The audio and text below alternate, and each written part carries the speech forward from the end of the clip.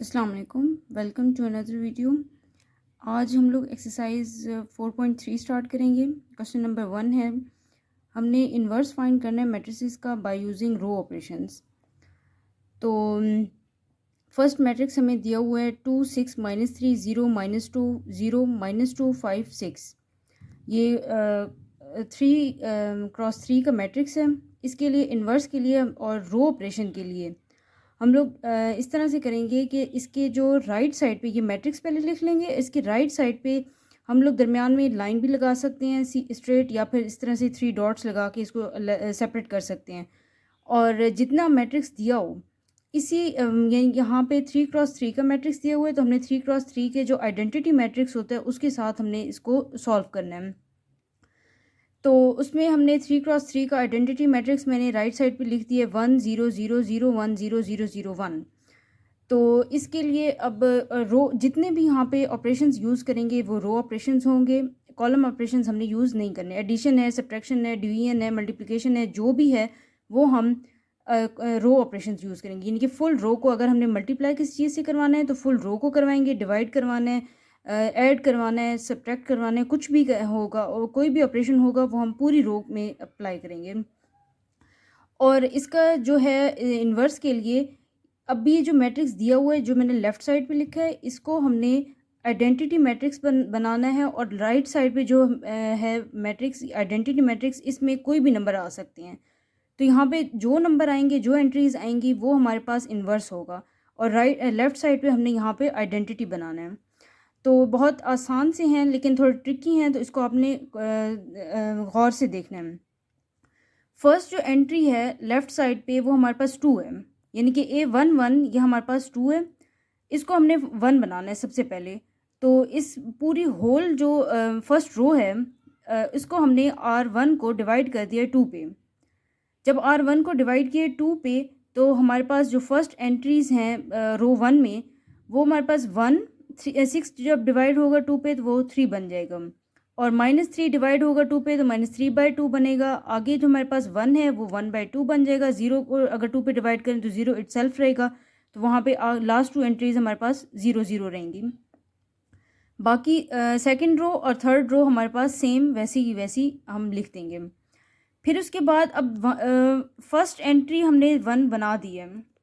इसके बाद हमारे पास जो है बाकी एंट्रीज़ के लिए नीचे हमने इसका 0 0 करना है, क्योंकि जो हमारे पास आइडेंटिटी मैट्रिक्स होता है वो कुछ इस तरह से होता है 1 0 0 0 1 0 0 0 1, यानी कि डायगोनल में हमारे पास 1 होते हैं, बाकी हमारे पास बाकी जितनी एंट्रीज़ हैं वो 0 होती हैं। तो डायगोनल में 1 बनाने के लिए हमने फर्स्ट एंट्री 1 बना दी है। बाकी नीचे जो हमारे पास 2 हैं, 2 एंट्रीज़ हैं वो हमारे पास 0 हैं। तो सेकंड में हमने इसको इस तरह से करना है कि डिवाइड कर देना है। R1 को तो हमने डिवाइड कर दिया 2 पे, तो ये हमारे पास फर्स्ट एंट्री 1 आ गई है। अब जो सेकंड एंट्रीज़ हैं उनको डिवाइड इनके 0 बनाना है, तो उसके लिए R3 को ऐड किया है 2R1 पे। अच्छा, एक और यहाँ पे ट्रिक आप लोग देख लें कि जब भी हम जिस एंट्री यानी कि जिस रो पे हम काम कर रहे होंगे उस रो को हम सबसे पहले लिखेंगे। उसके बाद जो एडिशन, सब्ट्रैक्शन, मल्टीप्लिकेशन जो भी हैं जिस रो के साथ भी हम करेंगे वो लिखेंगे उसके बाद। अब यहाँ पे मैंने थर्ड एंट्री को 0 बनाना था, तो उसके लिए मैंने R3 पहले लिखा है प्लस 2R1, यानी कि R1 को 2 के साथ मल्टीप्लाई करवाया, तो वो थर्ड रो में मैं ऐड करूँगी। तो ये हमारे पास थर्ड रो का फर्स्ट एंट्री है वो हमारे पास 0 आ जाएगी। जब वो 0 आई है उसके बाद हमारे पास इसको R3 जो होल है वो हमारे पास चेंज हो जाएगा। तो इसमें मैंने R3 + 2R1 यहाँ पे सारी एंट्रीज़ हर उस कॉलम की जो मैंने एंटर की हैं। उसके बाद इसको R1 को मल्टीप्लाई करवाया 2 से और प्लस कर दिया R3 की एंट्रीज़। तो हमारे पास जो लास्ट पे एंट्रीज़ बची हैं 0 11 3 1 0 1, ये R3 की एंट्रीज़ थी। अब मैंने देखा है कि फर्स्ट कॉलम तो है ये हमारे पास सही हो गया, आइडेंटिटी मैट्रिक्स का जैसे आता है वैसे। अब सेकंड कॉलम में मैंने जो सेकंड एंट्री है, सेकंड कॉलम की सेकंड एंट्री यहाँ पे -2 है, इसको मैंने 1 बनाना है। तो इसके लिए मैं -2 पे R2 को डिवाइड कर दूँगी। तो R2 को जब मैंने डिवाइड किया है तो मेरे पास सेकंड एंट्री सेकंड कॉलम की तो 1 बन गई है, लेकिन बाकी जो हैं वो मेरे पास अभी आइडेंटिटी बनानी है और बाकी जो ज़ीरो हैं वो भी करनी है। तो उसके लिए ये ज़ीरो हो गया। फर्स्ट रो और थर्ड रो ये हमारे पास सेम रहेंगी। सेकंड रो में मैंने डिवाइड किया -2 को, तो ये मेरे पास एंट्रीज़ आ गई हैं -1/2 और बाकी ज़ीरो आ गई हैं। उसके बाद मैंने R1 को, यानी कि 1 के ऊपर वाली जो ज़ीरो है एंट्री, उसको मैंने ज़ीरो कर देना है। तो उसके लिए मैंने R1 - 3 R2 किया है। इसमें मैंने ये ऑपरेशंस यूज़ किए हैं। तो फिर 1 0 -3/2 1/2 3/2 और 0 ये मेरे पास R1 की एंट्रीज़ आ गई हैं। बाकी R2 R3 सेम रहेंगे। फिर उसके बाद मैंने अब इसकी थर्ड रो की सेकंड एंट्री को ज़ीरो करना है। इसके लिए मैंने R3 - 11 R2 किया है। R2 को 11 के साथ मल्टीप्लाई करवाया और R3 के साथ माइनस कर दिया। तो मेरे पास थर्ड जो है वो मेरे पास आया है 0 0 3 1 11/2 और 11। बाकी फर्स्ट टू एंड जो रोज़ हैं वो सेम रहेंगे। थर्ड रो मेरे पास चेंज हुई है। अब थर्ड रो की जो लास्ट एंट्री है इसको मैंने 1 बनाना है। तो 3 को R3 को मैंने 3 पे डिवाइड कर दिया, तो ये मेरे पास एंट्री बन जाएगी 1। तो इसके लिए मेरे पास यहाँ पे बाकी सारी डायगोनल में 1 आ गई हैं और बाकी जो है एंट्रीज़ वो 0 हैं। सिर्फ -3/2 मेरे पास वैसे की वैसी है। अब इसको मैंने 0 बनाना है। तो 0 बनाने के लिए R1 को ऐड किया है 3/2 मल्टीप्लाई R3 के, यानी कि R3 को मल्टीप्लाई करवाया मैंने 3/2 के साथ और ऐड किया है R1 में। तो इसको जब मैंने ऐड कर दिया R1 में तो मेरे पास ये फर्स्ट एंट्री भी 0 हो गई है। और जो राइट साइड पे मेरे पास कॉलम बना है, जो एंट्रीज़ आई हैं 1 17/4 1/2 0 -1/2 0 1/3 11/6 1/3। ये हमारे पास जो राइट साइड पे कॉलम इनकी एंट्रीज़ आई हैं 3/3 की, ये मेरे पास इन्वर्स है। सो आंसर मैंने लिख दिया है कि आंसर ये हमारे पास राइट साइड की जो कॉलम आया ये हमारे पास आंसर है। तो ये मैट्रिक्स मैंने अलग से करके लिख दिया है, ये हमारे पास आंसर आ गया। सेकंड क्वेश्चन, मैट्रिक्स हमें गिवन है 1 2 -1 0 -2 8 0 1 0 2। इसके लिए फिर अगेन मैंने रो ऑपरेशन यूज़ करना है और रो ऑपरेशन के लिए राइट साइड पे मैंने आइडेंटिटी मैट्रिक्स लगाना है, वो मैंने लिख दिया है।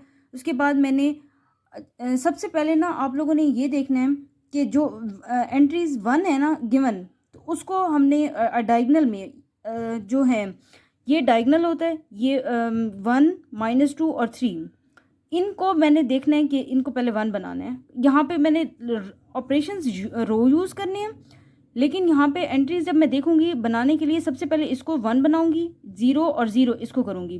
फिर उसके बाद इस सेकंड कॉलम में आके इस एंट्री को मैंने 1 बनाना है और ऊपर नीचे इसके यहाँ पे 0 लाना है। फिर उसके बाद इस एंट्री को मैंने 1 बनाना है और ऊपर वाली जो दोनों हैं इनको 0 करना है। ऐसे ऑपरेशंस मैंने लगाने हैं जो ये वाली एंट्रीज़ 1 हो जाएँ, बाकी ये वाली एंट्रीज़ जो हमारे पास वो 0 हो जाएँ। तो इसके लिए मैंने सबसे पहले रो ऑपरेशन फर्स्ट जो है यहाँ पे ये तो मेरे पास 1 गिवन है, इसको अब कुछ नहीं करना। बाकी इन दोनों ये भी 0 है और इसको अब मैंने ये यहाँ पे 1 था, इसको 0 करने के लिए मैंने ऑपरेशन किया R3 - R1, यानी कि R3 को माइनस कर दिया R1 से, तो ये हमारे पास 0 हो जाएगा। बाकी जो है ये माइनस होते जाएंगे और यहाँ पे हमारे पास आ जाएंगी। फिर उसके बाद मैंने इसको ये -2 था तो R2 पूरी होल जो ये रो है इसको -2 पे डिवाइड कर दिया। तो बाकी R1 R3 सेम रहेंगी। R2 जो है यहाँ पे ये चेंज हो जाएगी, 1 -4 0 -1/2 और 0 ये आ जाएगी। फिर उसके बाद अब मैंने इस एंट्री को और इस एंट्री को 0 बनाना है। तो सबसे पहले मैंने इसको 0 बनाया, इसके लिए मैंने ऑपरेशन R1 + R3 किया है। तो ये हमारे पास एंट्री 0 हो गई है, ये 2 हो गई है, 0 0 और 1, यहाँ ये 1 की 1 सेम रहेगी। अब इस एंट्री को 0 बनाना है। इस एंट्री को 0 बनाने के लिए मैंने ऑपरेशन यूज़ किया R3 + 2 R2। तो अब ये एंट्री भी हमारे पास 0 हो गई है और उसके बाद ऊपर वाली एंट्री भी 0 है, ये भी एंट्री 0 है, दरमियान में 1 है, यहाँ भी फर्स्ट पे 1 है, ये 0 0 है। अब इस एंट्री को 1 बनाना है और ऊपर वाली दोनों को 0। इस एंट्री को 1 बनाने के लिए -5 पे डिवाइड कर दूंगी होल थर्ड रो को। तो -3 पे -5 पे मैंने R3 को जब डिवाइड किया तो ये एंट्री हमारे पास 1 बन गई है। ऊपर -4 और 2 वैसे आएगा। यहाँ पे जो भी आते हैं इनकी आप लोगों ने फिक्र नहीं करनी, ये जो भी आएगा ये हमारे पास इन्वर्स आ रहा है, इस मैट्रिक्स का ये इन्वर्स आ रहा है। तो यहाँ पे हमने साथ साथ इस पे भी सारे जो ऑपरेशन मैंने यहाँ पे किए इन पे भी अप्लाई कर रही हूँ। उसके बाद अब इस और इस एंट्री को ज़ीरो करना है, तो मैंने R1 -2 R2 इस एंट्री को मैंने ज़ीरो कर दिया। ये सारी जो हैं वो चेंज हो जाएंगी एंट्रीज़। और यहाँ पे अब लास्ट पे मैंने इस एंट्री को ज़ीरो करना है -4 को, तो R3 + 4 R2 हो जाएगा। तो ये दोनों एंट्री ज़ीरो हो जाएंगी और यहाँ पे ऑपरेशंस आ जाएंगे। अब आप लोगों को एक एग्जांपल मैं दे के बताती हूँ कि ये कैसे हो रहा है। R2 की जो एंट्री है यहाँ से मैंने इसको देखें, R2 की यहाँ पे एंट्री क्या थी, ये चीज़ -4 + 4 इंटू R1 की यहाँ पे एंट्री क्या थी 1 ये मैंने लिखा है। उसके बाद -4 + 4 = 0, ये दोनों कैंसिल हो जाएंगे, यहाँ पे एंट्री आ गई है। अब इसी तरह ये एंट्री कैसे आई है ये मैं आप लोगों को बता देती हूँ। R2 की जो एंट्री थी यहाँ पे हमारे पास 0 थी, +4 इंटू R3 की एंट्री क्या थी 1/5, तो ये हमारे पास 4/5 आ गई है, तो वो मैंने यहाँ पे लिख दी है। इसी तरह ये वाली एंट्री इस तरह से आई है कि R2 हमारे पास यहाँ पे क्या है -1/2 +4 इंटू R3 की एंट्री क्या है 1/5। तो ये हमारे पास इसको सॉल्व करेंगे, -1/2 + 4/5, एलसीएम लिया 10, -5 + 8 = 3/10। तो ये हमारे पास 3/10 एंट्री आ गई है। तो ये इस तरह से एंट्रीज आएंगे, आप लोगों ने इनमें तमाम वैल्यूज़ पुट करनी है, इसको सॉल्व करना है, उसके बाद जो आपका आंसर आएगा वो आप लोगों ने लिखना है। ठीक है, अब यहाँ पे ये डायगोनल हो गया, बाकी एंट्रीज हमारे पास 0 आ गई हैं, तो ये हमारे पास इन्वर्स है, ये मैंने लिख दिया कि ये इन्वर्स आया है। इसी तरह आप लोगों ने सारे क्वेश्चन सॉल्व करने हैं। थर्ड मैट्रिक्स हमें दिया हुआ है 1 6 2 2 13 0 0 -1 और 1। इसके लिए फिर अगेन हमने रो ऑपरेशंस यूज़ करने हैं। तो रो ऑपरेशंस के लिए राइट साइड पे मैंने यहाँ पे आइडेंटिटी मैट्रिक्स लिखा है। उसके बाद हमने फर्स्ट एंट्री 1 गिवन है। अब सेकंड एंट्री हमने, थर्ड एंट्री 0 है, सेकंड एंट्री 2 गिवन है। इस 2 को 0 करने के लिए मैंने ऑपरेशन यूज़ किया R2 - 2 R1।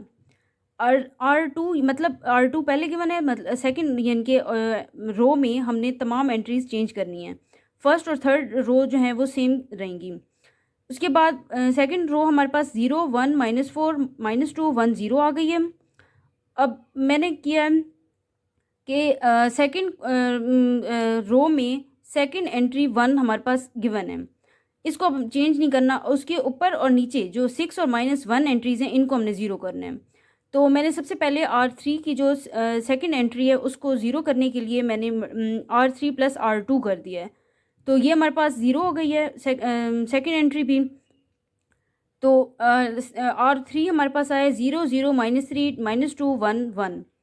उसके बाद मैंने ऑपरेशन यूज़ किया R1 -6 R2, ऊपर वाली एंट्री को सेकंड रो की फर्स्ट एंट्री को ज़ीरो करने के लिए, फर्स्ट रो की सेकंड एंट्री को ज़ीरो करने के लिए मैंने R1 -6 R2 ऑपरेशन यूज़ किया।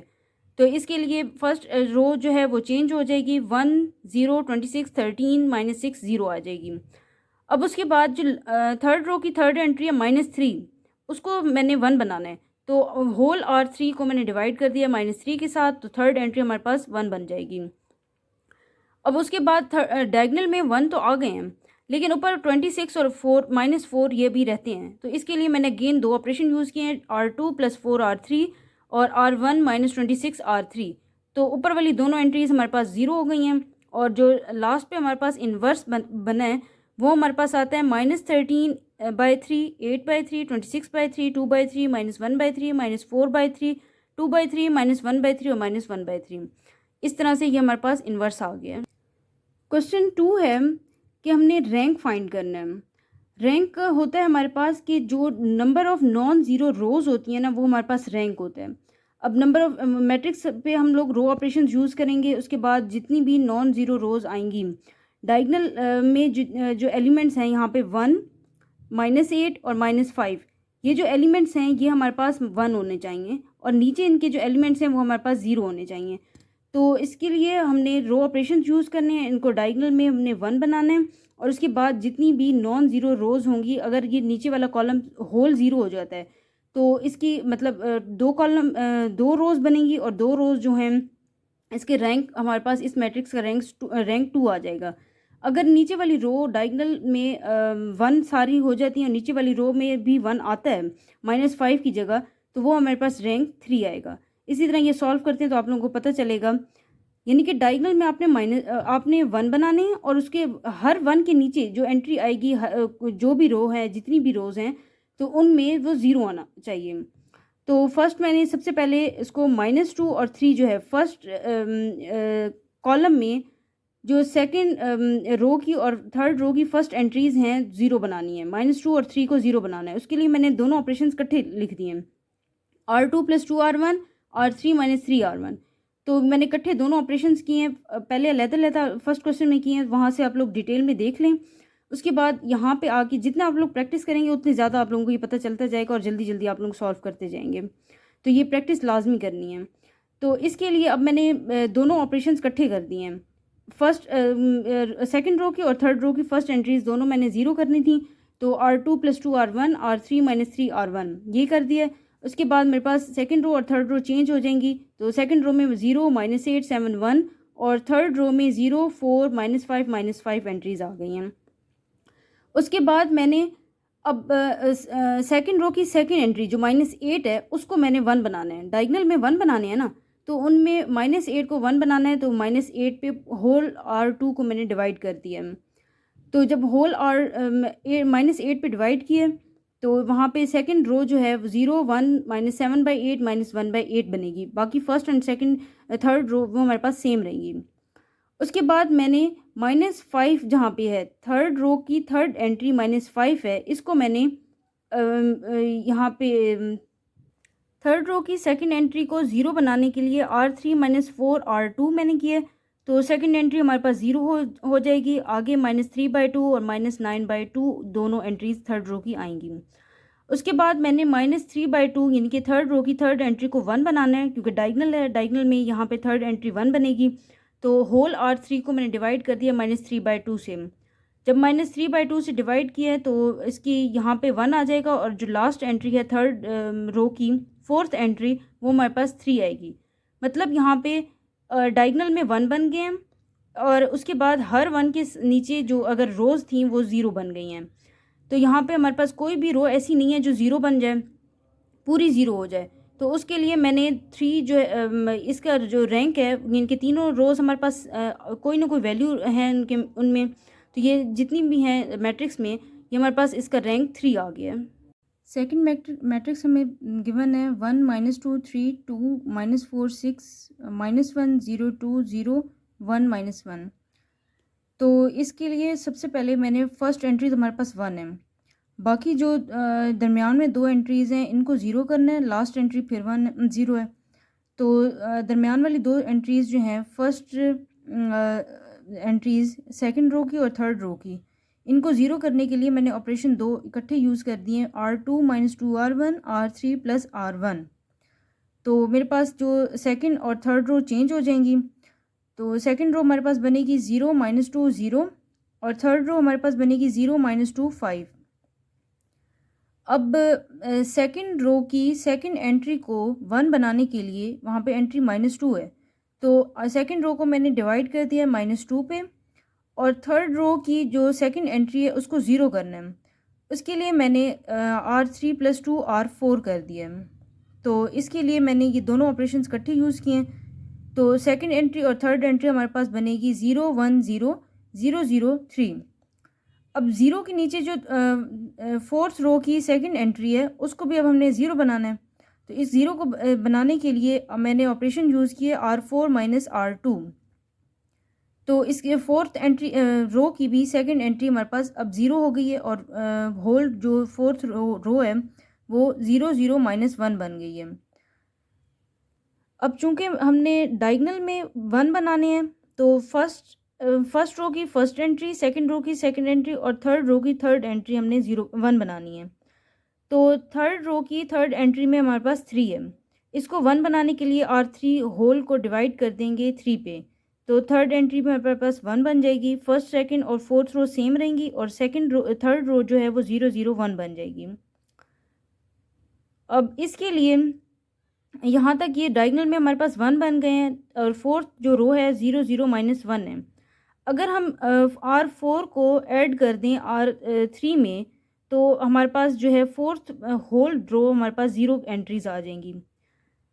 तो इसके लिए फोर्थ रो हमारे पास 0 बन गई है, लेकिन ऊपर जो है फर्स्ट, सेकंड और थर्ड रो में इनमें एंट्रीज मौजूद हैं। थर्ड रो में बेशक फर्स्ट 2 एंट्री 0 हैं, लेकिन थर्ड पे जो है वो हमारे पास 1 है।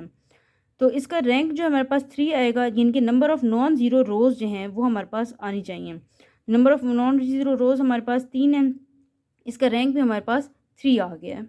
अब थर्ड हमारे पास क्वेश्चन है, ये 5 रोज़ हैं और 4 कॉलम हैं। 5 क्रॉस 4 का हमारे पास मैट्रिक्स है। 3 -1 3 0 1 1 2 -1 -3 -2 2 3 4 2 1 2 5 -2 -3 3। तो सबसे पहले अब हमने फर्स्ट एंट्री फर्स्ट रो की, इसको 1 बनाना है। तो R1 को डिवाइड कर दिए 3 पे, तो फर्स्ट एंट्री हमारे पास 1 बन गई है। और बाकी जो रो में बाकी जो एंट्रीज़ हैं -1/3 1 0 1/3 आ गई है। उसके बाद मैंने 3 ऑपरेशंस इकट्ठे कर दिए हैं, यानी कि सेकंड रो की, थर्ड रो की और फोर्थ रो की जो फर्स्ट एंट्रीज़ हैं इन तीनों की वो हमने 0 बनानी है। तो इसके लिए मैंने 3 ऑपरेशंस किए हैं, R2 - R1 R3 - 2 R1 R4 - 2 R1। Second, third, fourth row ये चेंज हो जाएंगी, तो इसकी फर्स्ट रो सेम रहेगी और बाकी जो रोज़ हैं इनकी एंट्रीज आ जाएंगी 0 7/3 -2 -3 -7/3 0 11/3 2 2 और 1/3। और फोर्थ रो की जो एंट्रीज हैं 0 17/3 4 -4 -3 7/3 आ जाएगी। अब सेकंड रो की सेकंड एंट्री को 1 बनाना है, तो इसके लिए मैंने इसको 7/3 को R2 को मैंने 7/3 से डिवाइड कर दिया। तो हमारे पास R2 की जो न्यू वैल्यूज़ बनेंगी वो 0 1 -6/7 -9/7 -1 बनेंगी।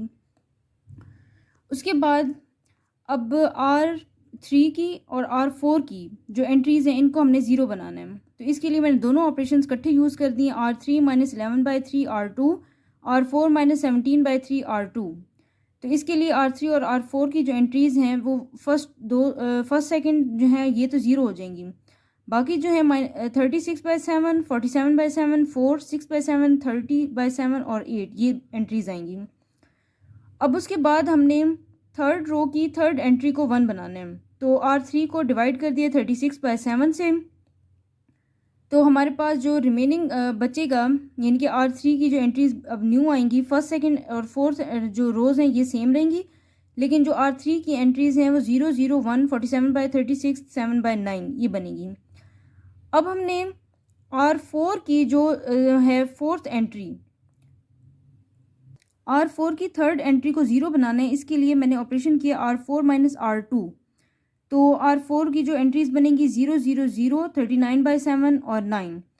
अब ये जो 39/7 है इसको 1 बनाना है, तो R4 को मैंने होल डिवाइड कर देना है 39/7 से। ये जब मैंने R4 को डिवाइड किया 39/7 से, तो हमारे पास जो न्यू वैल्यूज़ आएंगी वो R4 की 0 0 0 1 21/3। अब यहाँ पे कोई भी रो ऐसी नहीं है जो होल 0 हो, तो मतलब हमारे पास 4 रोज़ हैं और चारों के अंदर कोई ना कोई वैल्यू है, तो रैंक इसका होगा 4 हमारे पास। क्वेश्चन नंबर 3 है हमारे पास कि मैट्रिक्स मतलब एक हमारे पास लीनियर इक्वेशंस गिवन है, इनको हमने मैट्रिक्स की फॉर्म में लिखना है और फिर उसके बाद हमने क्रैमर रूल से इसको सॉल्व करना है, एक्स वाई जेड की वैल्यूज़ फाइंड करनी है। तो क्रैमर रूल इस तरह से है, सबसे पहले इसको मैट्रिक्स की फॉर्म में लिखेंगे। जितने भी हमारे पास वेरिएबल हैं उनके साथ जो कांस्टेंट गिवन है उनको हमने सबसे पहले लिख देना है एक मैट्रिक्स में। एक्स वाई जेड के साथ जो हमारे पास फर्स्ट जो है रो है, इसमें हमारे पास जो कांस्टेंट गिवन है 2 1 -1, तो फर्स्ट रो जो फर्स्ट मैट्रिक्स की बनेगी वो 2 1 -1। अगेन जो सेकंड है वो हमारे पास 1 -1 2, थर्ड जो है वो 3 2 1 बनेगी। उसके बाद हमारे पास वेरिएबल जो है एक्स वाई जेड, ये हमने वैसे ही लिख देने हैं एक्स वाई जेड एक कॉलम में। उसके बाद जो है ये दोनों चीज़ें आपस में मल्टीप्लाई होंगी और जो इक्वल होगा वो 1 3 4 एक कॉलम हमने इसका बना देना है। अब हमने लेट किया है फर्स्ट मैट्रिक्स को ए, एक्स वाई जेड का जो एक मैट्रिक्स है इसको हमने एक्स किया है सपोज किया है, और जो 1 3 4 है इसको हमने बी सपोज किया है। अब एक्स वाई जेड की हमने वैल्यूज़ फाइंड करनी है, तो जो क्रैमर रूल होता है एक्स की वैल्यू के लिए A11, मतलब ये वाली जितनी भी एंट्रीज़ हैं A11 के साथ, इसको हमने A11 का नाम दे दिया, इसको हमने चेंज करना है और एक्स की वैल्यू आएगी डिवाइडेड बाय डिटर्मिनेंट ऑफ ए कर देना है ये। फिर उसके बाद y जो है, y हमने इस तरह से फाइंड करना है, यहाँ पे हमारे पास ये y की एंट्रीज थी ना, ये तमाम एंट्रीज़ यहाँ पे हमने लिखी थी, तो इन तमाम एंट्रीज़ को हमने A12 का नाम दिया और डिवाइडेड बाय A मॉड कर दिया। इसी तरह हमने जो थर्ड एंट्रीज़ हैं -1 2 और 1, ये हमारे पास z की एंट्रीज़ हैं, ये x की, ये y की और ये z की। ये जो z की एंट्रीज़ हैं इनको हमने A13 का नाम दिया डिवाइडेड बाय मॉड हमने कर। सबसे पहले मैंने A मॉड फाइंड किया, जैसे पहले हम लोग 4.1 और 2 में फाइंड करते आए हैं, सेम मैंने A मॉड फाइंड उसी मेथड से किया। और यहाँ पे A मॉड जो है A का वो हमारे पास -10 आया है। उसके बाद हमने x की वैल्यू फाइंड करनी है, तो x की वैल्यू के लिए ये जो वैल्यूज़ हैं 2 1 और 3, ये जो हैं ये x की वैल्यूज़ हैं, ये y की और ये z की। तो x की वैल्यू को हमने रिप्लेस किया इसके साथ 1 3 4 के साथ, तो यहाँ पे मैंने x की वैल्यू फाइंड करने के लिए 1 3 और 4 कर दिए। उसके बाद आगे जो हैं दोनों y और z की वैल्यू सेम रही हैं, डिवाइडेड बाय मैंने किया इस मैट्रिक्स को A मॉड के साथ। अब इसका जो अब न्यू मैट्रिक्स बना है इसका मैंने मॉड ले लिया, न्यू मैट्रिक्स का मॉड लिया और उसको -10 पे डिवाइड कर दिया, तो x की वैल्यू हमारे पास यहाँ पे 1 आई है।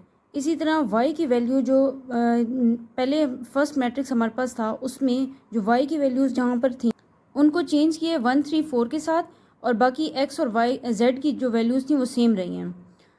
उसके बाद मैंने इसका इस मैट्रिक्स का मैंने मॉड ले लिया डिटर्मिनेंट, और उसके बाद -10 पे डिवाइड कर दिए। यहाँ पे हमारे पास y की वैल्यू 0 आई है। सेम मैंने z की वैल्यू निकाली है, और जो थर्ड जो हमारे पास कॉलम था उसको मैंने रिप्लेस किया, फर्स्ट सेकंड सेम रहे हैं, -10 पे डिवाइड किया और हमारे पास z की वैल्यू 1 आई है। तो लास्ट पे हमारे पास x y z की वैल्यूज़ मैंने इकट्ठी करके लिख दी हैं 1 0 और 1, ये हमारे पास आंसर है। सेकंड हमारे पास क्वेश्चन है x1 + 2x2 - 3x3 = 0, 4x1 - x2 + x3 = 5, -2x1 + 3x2 + 2x3 = 3। यहाँ से पे मैंने सबसे पहले मैट्रिसेस अलहदा कर दिए हैं, जो कांस्टेंट टर्म्स थी वो मैंने अलहदा किए हैं, जो वेरिएबल्स थे उनको अलहदा किया है, और जो इक्वल जिसके थे 0 5 3 उनको एक अलहदा मैट्रिक्स बना दिया है। उसके बाद ये हमारे पास फार्मूलाज हैं x1 x2 और x3 की हमने वैल्यूज़ फाइंड करने के। तो मैंने सबसे पहले a का मॉड ले लिए, डिटर्मिनेंट ऑफ a लिए। a डिटर्मिनेंट हमारे पास -55 आया है। x1 की जो वैल्यू है 0 5 3 वो मैंने रिप्लेस कर दी है, और y z की सेम मैट्रिक्स रहेगा। उसके बाद -55 पे डिवाइड किया तो मेरे पास यहाँ पे x1 की वैल्यू 68/55 आई है।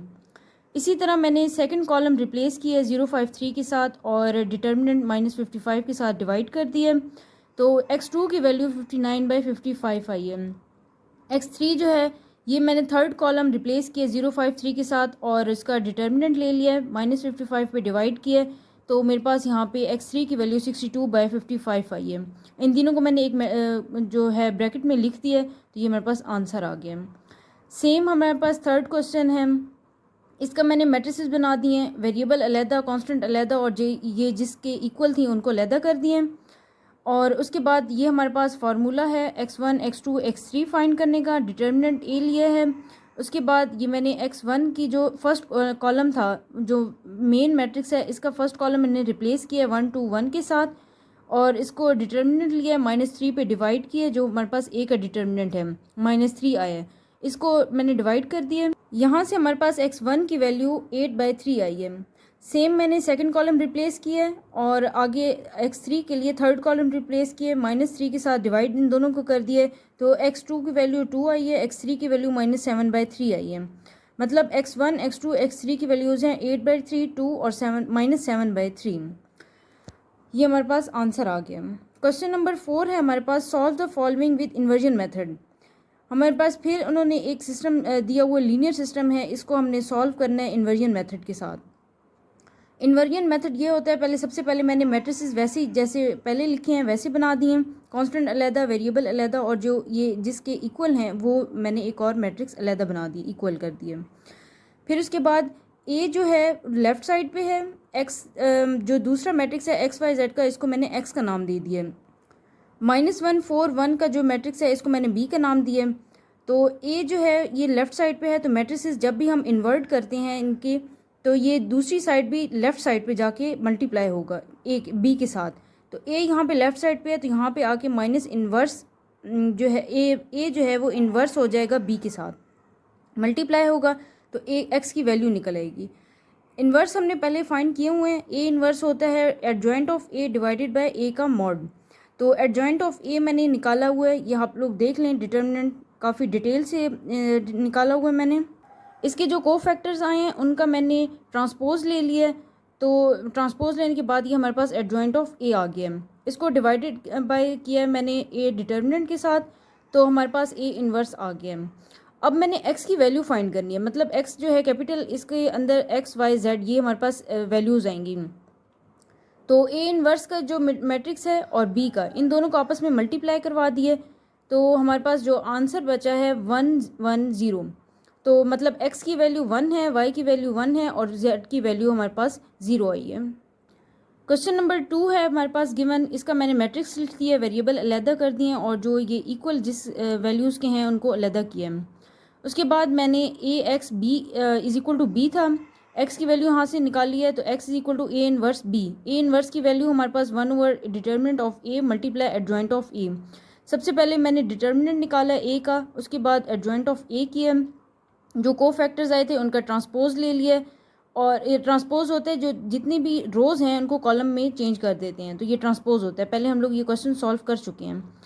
तो यहाँ पे हमारे पास ए इन्वर्स आ गया, ए इन्वर्स को बी के साथ मल्टीप्लाई किया, बी के कॉलम के साथ, और यहाँ से मैंने जो इसको सॉल्व किया है, तो x की हमारे पास वैल्यूज़ आई हैं -2 4 1, मतलब x की वैल्यू x1 की वैल्यू हमारे पास -2 है, x2 की वैल्यू 4 है और x3 की वैल्यू हमारे पास 1 है। थर्ड क्वेश्चन ये हमारे पास दिया हुआ है, इसकी मैंने मैट्रिसेस लिखे हैं, कांस्टेंट के मैट्रिक्स अलहदा है, वेरिएबल का अलहदा है, और जो ये जिस चीज़ के इक्वल हैं उनके मैट्रिसेस अलहदा हैं। उसके बाद मैंने इसका डिटर्मिनेंट ऑफ ए लिया है, एडजॉइंट ऑफ ए लिया है, इन दोनों को डिवाइड कर दिया, ए इन्वर्स आ गया। उसके बाद ए इन्वर्स मल्टीप्लाई करवाया बी के मैट्रिक्स के साथ, और यहाँ से एक्स की वैल्यू आ गई है। ये होल देख लें आप लोग, स्क्रीनशॉट ले लें, उसके बाद आप खुद सॉल्व कर सकते हैं। क्वेश्चन नंबर 5 है, एचेलन फॉर्म और रिड्यूस एचेलन फॉर्म में हमने ये मैट्रिसेस सॉल्व करने हैं। इसमें जो कांस्टेंट हैं हमारे पास वेरिएबल के साथ वाली, वो मैंने यहाँ पे एक मैट्रिक्स में लिख दी हैं, और ये जिस चीज़ के इक्वल हैं उसको मैंने -1 1 और 1 ये डॉट्स लगा के साइड पे लिख दिया, राइट साइड पे। ये हमारे पास टोटल एक मैट्रिक्स हो गया। अब इस पर हमने रो ऑपरेशंस लगाने हैं, रो ऑपरेशंस लगा के मतलब इसका डायगोनल में जितने भी वैल्यूज़ हैं इन सबको 1 कर देना है, और हर डायगोनल की वैल्यू जो है 1, इसके नीचे जितनी भी वैल्यूज़ होंगी वो सारी 0 आ जाएंगी।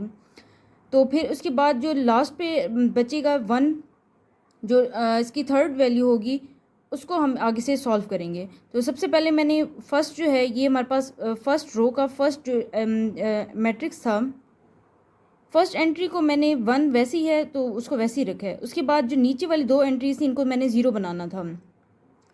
R2 और R3 की जो फर्स्ट एंट्रीज थी इनको 0 बनाने के लिए मैंने ऑपरेशन 2 यहाँ पे यूज़ किए हैं, R2 - 2R1, R3 - 5R1। तो ये दोनों 0 हो गई हैं। उसके बाद जो हमारे पास है -1 सेकेंड एंट्री सेकेंड रो की, -1 इसको अब हमने 1 बनाना है। तो -1 R2 को मैंने अब -1 पे डिवाइड कर दिया, तो होल जब R2 डिवाइड हुआ है -1 पे, तो हम फर्स्ट और थर्ड जो रोज़ हैं ये सेम रहेंगी, लेकिन R2 जो है वो हमारे पास चेंज होगी, 0 1 -5 -3 आ जाएगी। उसके बाद मैंने 1 के नीचे जो है एंट्री उसको 0 बनाना है, तो उसके लिए मैंने ऑपरेशन लिखा है R3 + 6 R2। तो इसको जब मैंने ऑपरेशन R3 को मैंने यूज़ किया है, तो हमारे पास फर्स्ट सेकंड जो रोज़ हैं वो सेम रहेंगी, R3 चेंज होगी 0 0 -23 -12 से। उसके बाद अब -23 को मैंने 1 बनाना है, डायगोनल में है ना, तो -1 बनाने के लिए यहाँ पे 1 बनाने के लिए -23 पे R3 डिवाइड कर दिए। तो यहाँ पे हमारे पास थर्ड जो रो है 0 0 1 12/23 आ गई है। यहाँ से अब हमारे पास जो सिस्टम है वो हमने ये इस तरह से लिखा है। रो की फॉर्म में जब सिस्टम आया है हमारे पास, तो x1 + 2x2 - 2x3 = -1, x2 - 5x3 = -3 और x3 = 12/3। ये देखें यहाँ पे ये हमारे पास x1 है, तो इसके साथ हमारे पास 1 है तो x1 जस्ट वैसे लिखेंगे, प्लस 2x2 ये हमारे पास है -2x3 और इक्वल है ये हमारे पास -1 के। इसी तरह x1 की यहाँ पे वैल्यू 0 है, x2 की वैल्यू हमारे पास कांस्टेंट हमारे पास 1 है, तो x2 -5x3 और इक्वल है -3 के। उसके बाद ये हमारे पास यहाँ पे 0 है, यहाँ भी 0 है, यानी कि फर्स्ट 2 एंट्री 0 हैं। यहाँ पे x3 हमारे पास 1 है कांस्टेंट, तो x3 = 12/3। x3 की यहाँ से वैल्यू हमारे पास आ गई है। x3 की वैल्यू मैंने इक्वेशन 2 में पुट की है और वहाँ से सॉल्व किया है, तो x2 की वैल्यू आ गई है जो कि -9/23 आई है। अब x2 की x3 की वैल्यूज़ हमने इक्वेशन 1 में पुट की है और x1 की वैल्यू आई है हमारे पास 19/23। तो मैंने तीनों वैल्यूज़ x1 x2 x3 की वैल्यूज़ लिख दी हैं, 19/23 -9/23 12/23। अब उसके बाद उन्होंने क्वेश्चन में कहा हुआ था रिड्यूस एचेलन फॉर्म भी करने हैं, मतलब यहाँ पे ये तो हमारे पास डायगोनल में आ गए हैं, यहाँ भी 0 है, लेकिन ये जो 3 एंट्रीज हैं ये हमारे पास 0 नहीं है। अब इन 3 को 0 करने के लिए मैंने ऑपरेशंस किए हैं। सबसे पहले इसको 0 किया, तो इसको 0 करने के लिए मैंने मल्टी R1 - 2 R2 कर दिया, तो ऊपर वाली 0 हो गई है और साथ में 8 और 5 एंट्रीज आई हैं। उसके बाद मैंने दो ऑपरेशंस किए, R1 - 8 R3 R2 + 5 R3। तो उसके बाद ये जो बाकी दो एंट्रीज थी ये हमारे पास 0 हो गई हैं और ये हमारे पास रिड्यूस एचेलन फॉर्म आई है। रिड्यूस एचेलन फॉर्म से भी हमें पता चल रहा है कि ये x1 की वैल्यू है, x2 की वैल्यू है, x3 की वैल्यू है और ये हमारे पास पहले भी यही वैल्यूज़ आई थी। सही है। अब बाकी क्वेश्चन भी इसी तरह के सॉल्व करने हैं। इसका सेकंड क्वेश्चन भी मैट्रिक्स के फॉर्म में मैंने लिख दिया। उसके बाद रो ऑपरेशन यूज़ किए हैं।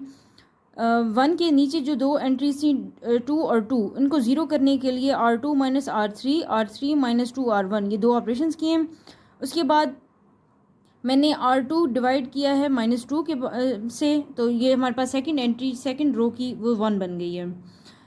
सेकंड एंट्री के बाद हमने उसके नीचे जो है वो उसको 0 बनाना है, तो R3 + R2 मैंने किए। उसके बाद जो थर्ड एंट्री है थर्ड रो की उसको मैंने डिवाइड किया -9/2 के साथ, वो 1 बन गई। डायगोनल में 1 आ गए हैं।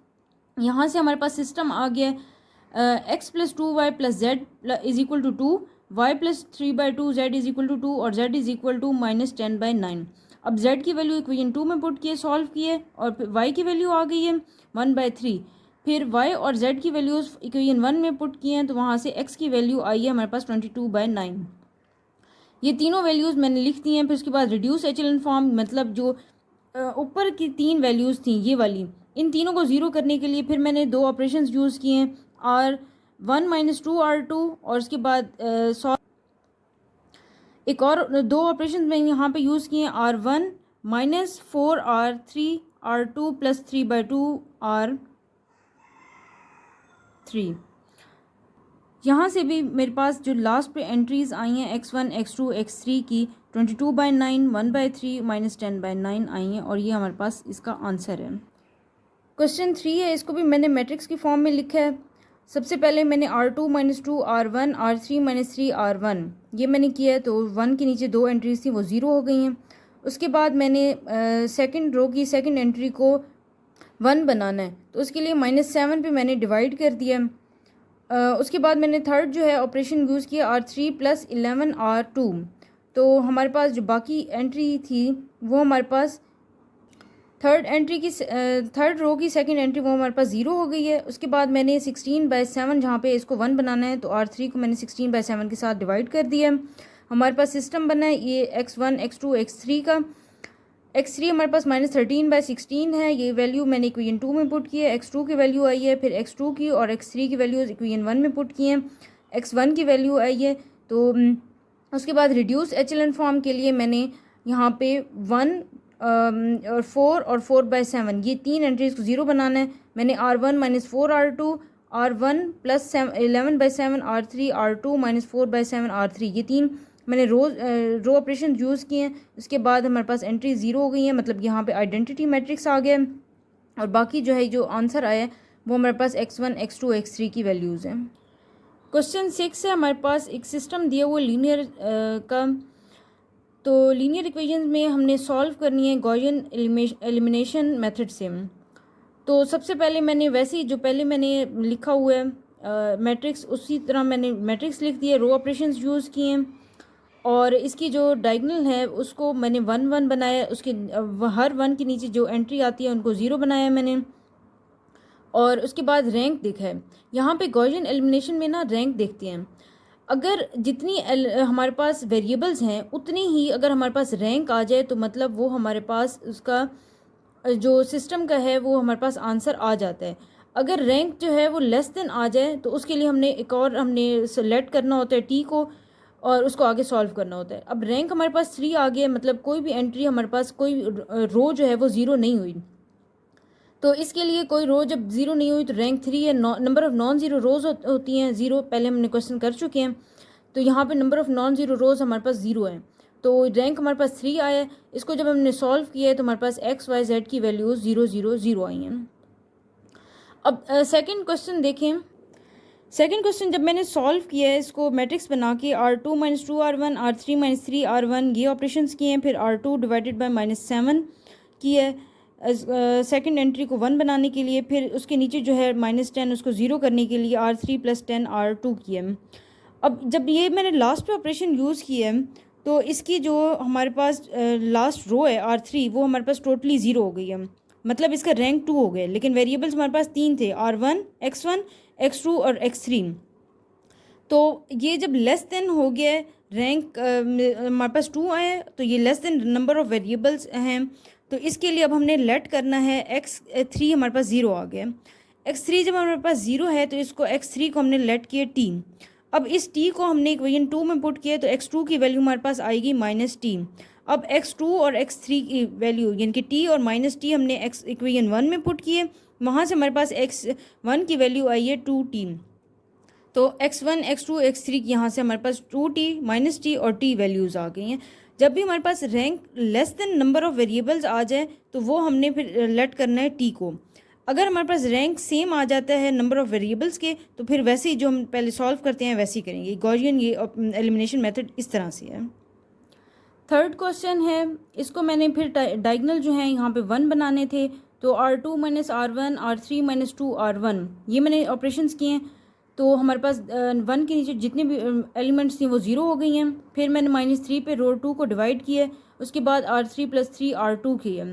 अब जो लास्ट रो है फिर वो 0 हो गई है। हमने नंबर ऑफ़ जो एंट्रीज थी वेरिएबल हैं वो लेस, यहाँ पे रैंक 2 आया, तो इसके लिए मैंने लेट किया x3 को t के साथ। तो यहाँ से x2 और x1 की वैल्यूज़ आई हैं हमारे पास -3t, 2t और t।